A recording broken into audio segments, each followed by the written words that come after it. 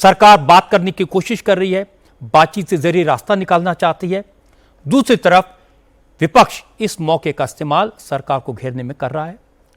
Parliament में आज लगातार चौथे दिन हंगामा हुआ। पहले दिन विरोधी दलों के नेताओं ने पेपर लीक के मुद्दे पर चर्चा की मांग की। सरकार इसके लिए तैयार हो गई तो 3 नई शर्तें रखी गई। राहुल गांधी ने कहा कि शिक्षा मंत्री धर्मेंद्र प्रधान का इस्तीफा हो, पुलिस एक्शन के लिए सरकार छात्रों से माफी मांगे और प्रदर्शनकारी छात्रों की पिटाई करने वाले पुलिस वालों के खिलाफ एक्शन लिया जाए। इसके बाद ही पेपर लीक पर चर्चा होगी। इन मांगों को लेकर पूरे विपक्ष में आज भी पार्लियामेंट परिसर में प्रदर्शन किया, पोस्टर बैनर लेकर नारेबाजी की। क्योंकि पिछले 4 दिन से रोज इसी तरह का प्रोटेस्ट हो रहा है, इसलिए आज सत्ता पक्ष की तरफ से जवाब दिया गया। जब विपक्ष के सांसद नारेबाजी कर रहे थे तो एनडीए के एमपीज भी इकट्ठे हो गए। सत्ता पक्ष और विपक्ष के सांसदों ने आमने सामने खड़े होकर एक दूसरे के खिलाफ नारे लगाए। फेस ऑफ की सिचुएशन बन गई। इससे प्रियंका गांधी काफी गुस्से में दिखाई दी। उन्होंने कहा कि प्रधानमंत्री ट्वीट करके खामोश हो गए, अपने सांसदों को प्रोटेस्ट के लिए भेज दिया, लेकिन मोदी खुद पार्लियामेंट में नहीं आए। इससे पता लगता है कि सरकार इस मुद्दे पर कितनी गंभीर है।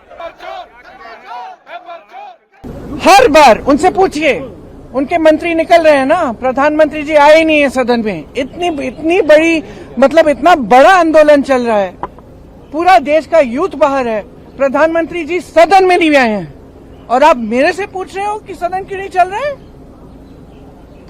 मुझसे पूछो कि क्या हो रहा है, स्टूडेंट्स के लिए क्या किया जा रहा है, स्टूडेंट्स के डिमांडों का क्या हो रहा है, ये पूछो ना। ये सारे सवाल पूछो। और ये जो मंत्री आ रहे हैं जा रहे हैं, इनसे पूछो इस्तीफा कब देंगे। आपने पूछा है? मैं जानना चाहती हूँ, आपने पूछा धर्मेंद्र जी से कि वो इस्तीफा कब देंगे? नहीं, आप बता दो, पूछा है कि नहीं? नहीं पूछा ना। आपने अमित शाह जी से पूछा कि उन्होंने लाठियां क्यों चलवाई? आपने अमित शाह जी से पूछा कि इतने छोटे छोटे बच्चे अस्पताल में क्यों हैं? कि जब बाहर प्रदर्शन कर रहे हैं उनके माता पिता उनको फोन भी नहीं कर सकते क्योंकि आपने इंटरनेट काटा है, एनएसए लगा है। किस लिए? ये आतंकवादी है।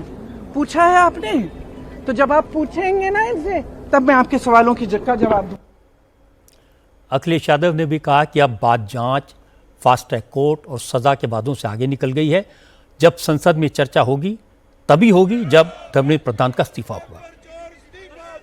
छात्रों की बात सुने और छात्रों के साथ जो अपमान हुआ, जो व्यवहार हुआ, जो उनके हाथ टूटे, सर फोड़ा गया, आंसू गैस गोले चले, करंट लगाया गया, अपमानित किया गया, क्या चाहते हैं? मंत्री जी इस्तीफा दें। और फिर आप और हम सब लोग ये जानते हैं कि उन्होंने दोबारा परीक्षा कराई, वो स्वीकार कर रहे हैं कि पेपर लीक हुआ था, तो इस्तीफा तो देना ही चाहिए सरकार। लेकिन स्वीकार हो जाए, इस्तीफा दे दें, उसके बाद हम लोग चर्चा शुरू करेंगे। अरविंद केजरीवाल आजकल सबसे ज्यादा एक्टिव हैं। उनकी पार्टी के कार्यकर्ता लगातार जंतर मंतर पर पहुंच रहे हैं। केजरीवाल हिरासत में ले गए प्रदर्शनकारियों को छुड़ाने के लिए पुलिस स्टेशन के चक्कर काट रहे हैं। इसीलिए आज जैसे ही प्रधानमंत्री मोदी का ट्वीट आया तो केजरीवाल ने इसे सरकारी चाल करार दिया। उन्होंने कहा कि नौजवान फास्ट ट्रैक कोर्ट की नहीं, धर्मेंद्र प्रधान को हटाने की मांग कर रहे हैं। क्या मोदी अपने एक मंत्री को हटा नहीं सकते? पर प्रधानमंत्री जी, ये तो बच्चों ने मांगा ही नहीं था, ये तो डिमांड ही नहीं थी। ये तो ऐसे लग रहा है जैसे आप बच्चों को बेवकूफ बना रहे हो। फास्ट ट्रैक कोर्ट तो इस देश में बहुत बने हुए हैं, रेप केसेस के लिए बने हुए हैं, पॉक्सो के लिए बने हुए हैं और किस्म के मुद्दों के ऊपर फास्ट ट्रैक कोर्ट बने हुए हैं। उनमें तो सुनवाई होती नहीं है। कई फास्ट ट्रैक कोर्ट्स में तो और ज्यादा टाइम लगता है, जो नॉर्मल कोर्ट्स में लगता है उससे भी ज्यादा। तो ऐसे लग रहा है जैसे अभी भी आप लीपापोती करने की कोशिश कर रहे हो, अभी भी आप धर्मेंद्र प्रधान को बचाने की पूरी कोशिश कर रहे हो। पूरी दुनिया में कुछ हो जाए आप ट्वीट करते हो, ये बच्चे आपके बच्चे नहीं है। थोड़ी सी दया आती है आपको इन बच्चों के लिए जिन पे इतनी बर्बरता से आपने हमला करवाया था। बच्चे कह रहे हैं कि हर साल पेपर लीक होते हैं, हर साल पेपर लीक होते हैं। आपने कोई ऐसा ऐलान नहीं किया कि क्या सिस्टमिक चेंजेस किए जाएंगे जिससे बच्चों को यह भरोसा हो सके कि अगली साल का नीट लीक नहीं होगा। आज आपका ये ट्वीट जो है, ये एक हारे हुए और दिशाहीन पर अहंकारी इंसान का ट्वीट दिखाई दे रहा है। असदुद्दीन ओवैसी ने भी पेपर लीक को लेकर किए गए प्रधानमंत्री मोदी के ट्वीट को दिखावा कहा। ओवैसी ने कहा कि एक तरफ मोदी कह रहे हैं कि वो छात्रों का भविष्य संवारने के लिए हर मुमकिन काम करेंगे, दूसरी तरफ उनकी सरकार ने दिल्ली के पुलिस कमिश्नर को एनएसए लगाने का अधिकार दे दिया। क्या आंदोलन करने वाले नौजवान आतंकवादी हैं? देखिए, प्रधानमंत्री तो एक तरफ ये बात कह रहे हैं और आज उनकी सरकार ने दिल्ली पुलिस कमिश्नर को नेशनल सिक्योरिटी एक्ट के तहत कमिश्नर ऑफ दिल्ली पुलिस को ये पावर दिया है कि वो 12 महीने तक डिटेंशन में बच्चों को रख सकेंगे। अब आप ये बताइए, जंतर मंतर जो प्रोटेस्ट हो रहा है वो नेशनल सिक्योरिटी का थ्रेट है क्या? बताइए। देश का 50% आबादी जो है 25 साल से कम उम्र का है, वो लड़के अपने फ्यूचर के लिए अच्छा करने के लिए जिनकी जिंदगी बर्बाद हो गई, वो आकर प्रोटेस्ट कर रहे हैं, तो मोदी सरकार बोलती है कि नेशनल सिक्योरिटी का थ्रेट है। आप एनएसए लगाना चाह रहे हैं उनके ऊपर, 1980 का एक्ट जो है, माने 12 महीने उनको दिल्ली पुलिस उनको बगैर अरेस्ट बताए डिटेंशन में रखेगी। क्यों इस तरह की बात करते हैं? एक तरफ तो कुचलने की कोशिश कर रहे हैं आप, और ये जो स्पेशल कोर्ट्स बोल रहे हैं, कई का स्पेशल कोर्ट्स क्या है? ये कुछ नहीं है, सब मजाक है ये। 2000 कब ये हुआ था? यूजीसी नीट एग्जाम हुआ था, एनईटी, उसमें तो सीबीआई ने क्लोजर रिपोर्ट डाल दिया कि उसमें लीक ही नहीं हुआ। क्यों इस तरह करते हैं आप? एक तरफ स्पेशल कोर्ट बोलते हैं, दूसरी तरफ आप एनएसए उन पे लगाना चाहते हैं ताकि 12 महीने उनको डिटेंशन में रख सकें बगैर कोई अरेस्ट दिखाए उनको। कि वो थ्रेट है क्या नेशनल सिक्योरिटी के? ये जो प्रोटेस्ट हो रहा है कि वो थ्रेट है नेशनल सिक्योरिटी के लिए? बताए सरकार ये। अगर वो नौजवान युवा लड़ रहे हैं, थ्रेट है तो बता दीजिए नेशनल सिक्योरिटी का। तो गलत है बहुत। आप इस तरह अगर उनको इस प्रोटेस्ट को क्वेल करेंगे या दबाएंगे, वो दबने वाला नहीं है। आप कंप्लीटली मिसमैनेज कर रहे हैं इसको। इसकी जिम्मेदारी सरकार पर है। जहां तक एनएसए कानून का सवाल है, आज दिल्ली पुलिस की तरफ से एक जवाब आया है। उन्होंने कहा कि ये एक रूटीन ऑर्डर है जो हर 3 महीने में दिया जाता है, इसका अब चल रहे आंदोलन से कोई लेना देना नहीं है। अब मैं आपको सरकार का पक्ष बताता हूं। वित्त मंत्री निर्मला सीतारमण ने विपक्ष को जवाब दिया है। निर्मला सीतारमण ने विपक्ष पर छात्रों को भड़काने, सेंसिटिव इशू पर सियासत करने का इल्जाम लगाया और उन्होंने कहा कि पेपर सेट करने वाले कुछ टीचर्स ने पेपर लीक किया, पुलिस ने सबको अरेस्ट कर लिया, उन्हें सजा दिलाने के लिए फास्ट ट्रैक बनाने का फैसला हो गया, नीट पेपर के फॉर्मेट में बदलाव हो गया, अगले साल से टेस्ट ऑनलाइन होगा। इस मामले में जो हो सकता है सरकार ने कर दिया। खुद प्रधानमंत्री इस मामले में छात्रों को भरोसा दे रहे हैं, लेकिन फिर भी अगर छात्रों को कुछ परेशानियां हैं तो सरकार से मिलकर बात करें। ये बच्चों का, विद्यार्थियों का मामला है। इस देश का भविष्य हमारे स्टूडेंट्स का है। इसमें जितनी भी कार्रवाई और अरेस्ट हुई है अभी तक, अरेस्ट जिन्होंने एक्चुअली ये क्राइम कर रखा है कि पेपर लीक करना, पेपर पैसा देकर खरीदना, इन लोगों का अरेस्ट तो सरकार कर दी। अरेस्ट करने के बाद आज माननीय प्रधानमंत्री जी का ही बयान आया है कि फास्ट ट्रैक कोर्ट के द्वारा इन अपराधियों का सख्त कार्रवाई होगी और दंडनीय अपराध है, इसीलिए उनका पनिशमेंट भी होगा। हमारे बच्चों का विषयों में एक्शन होना चाहिए, जल्द से जल्द जस्टिस दिलवाना चाहिए। इसके लिए सरकार कंप्लीट मेहनत और डेडिकेशन के साथ कर रही है। इसके बाद कॉमर्स मिनिस्टर पीयूष गोयल ने कहा कि विपक्ष के नेता छात्रों के नाम पर सियासी रोटियां सेक रहे हैं। जब सरकार चर्चा के लिए तैयार है तो अब विपक्ष भाग क्यों रहा है? आज माननीय प्रधानमंत्री श्री नरेंद्र मोदी जी ने स्पष्ट कर दिया है कि कठोर से कठोर कार्रवाई की जाएगी। जो दोषी हैं ऐसे कारनामों के लिए फास्ट ट्रैक कोर्ट बनाकर सजा दी जाएगी, कड़ी सजा दी जाएगी और कई सारे कदम आगे चलकर इस विषय में सरकार लेगी, जिससे हमारे युवा युवतियों की आशाएं, अपेक्षाएं पूरी की जा सके। हमारा कांग्रेस पार्टी और विपक्ष से अनुरोध है कि विषय का राजनीतिकरण ना करें, भागे मत, चर्चा कीजिए। विपक्ष जो चर्चा से भाग रहा है, विपक्ष जो राजनीतिकरण कर रहा है, इसकी घोर निंदा करते हैं। बीजेपी के प्रवक्ता सुधांशु त्रिवेदी ने भी कहा कि जब प्रधानमंत्री ने भरोसा दिया है तो स्टूडेंट्स को भी उनकी बात पर यकीन करना चाहिए। सुधांशु ने कहा कि मोदी सरकार छात्र हितों को लेकर सेंसिटिव है, संवेदनशील है। स्टूडेंट्स को भी विपक्षी के हाथों में खिलौना बनने से बचना चाहिए।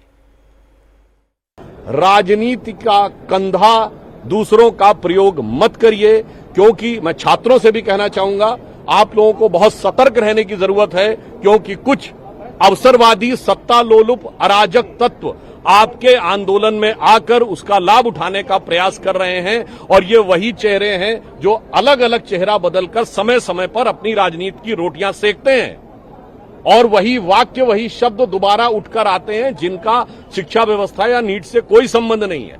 ये वही लोग हैं, वही चेहरे जो कभी सीएनआरसी के समय, कभी किसान आंदोलन के समय, कभी पहलवान आंदोलन के समय, तो कभी अब। तो मैं कहना चाहूंगा, एक ही चेहरे हैं। छात्रों को बहुत सावधान रहने की आवश्यकता है। सरकार पूरी तरीके से संवेदनशील है। फास्ट ट्रैक कोर्ट का डिसीजन लिया गया है। ये वही चेहरे हैं जो कभी मुसलमान के पीछे, कभी किसान के पीछे, कभी पहलवान के पीछे और कभी नौजवान के पीछे जाते हैं। मगर इससे बहुत सावधान रहने की आवश्यकता है। और पुनः हम विपक्ष से कहना चाहते हैं, सदन में चर्चा करिए, चर्चा करने से मत रोकिए, सदन को मत रोकिए, खुली चर्चा होने दीजिए। और आजकल तो सीधा प्रसारण होता है, जनता को निर्णय करने दीजिए कौन सही है, कौन गलत है, कौन ईमानदारी से प्रतिबद्ध है और कौन राजनीति से पूरी तरीके से ग्रस्त है। इस मुद्दे पर संसद के बाहर ही नहीं, अंदर भी हंगामा हुआ। हंगामे की वजह से आज भी संसद के दोनों सदनों में कोई काम नहीं हुआ।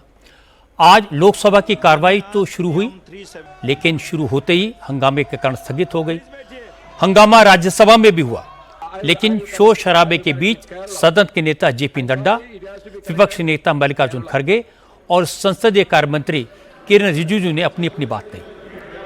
किरेन रिजिजू ने कहा कि जब सरकार चर्चा करने के लिए तैयार है तो विपक्ष बार बार अपनी शर्तें क्यों बदल रहा है।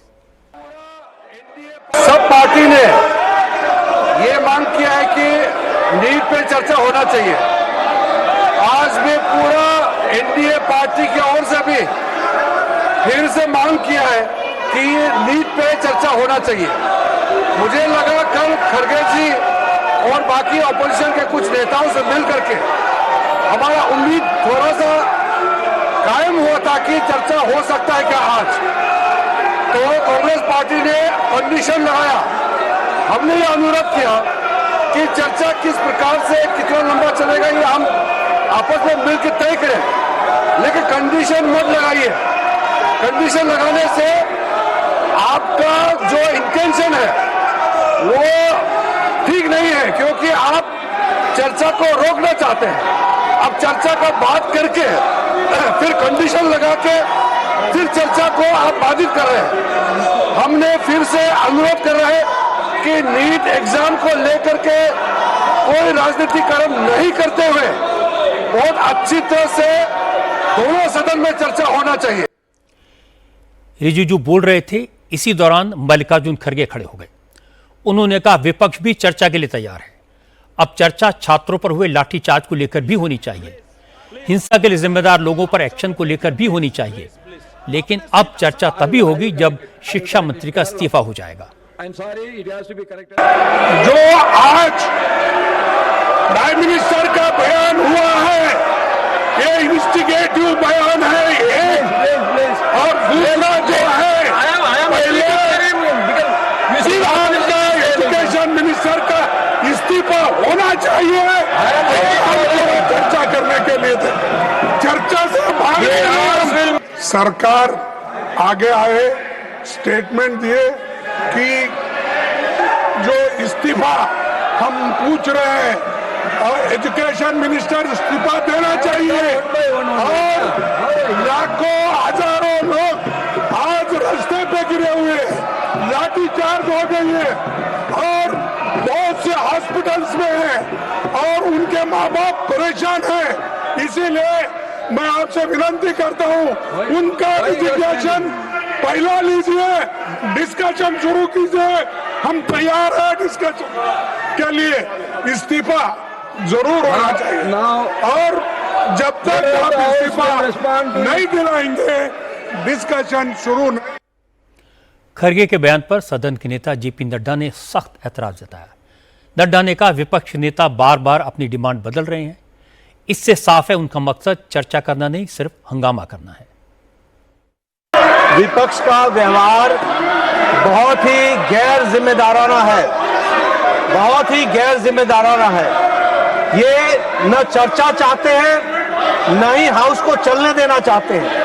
पहले इन्होंने कहा कि आप पेपर लीक पर चर्चा करो और सरकार ने कहा कि हम नीट पर चर्चा करेंगे, हर विषयों पर चर्चा करेंगे, उसके लिए हम तैयार हैं।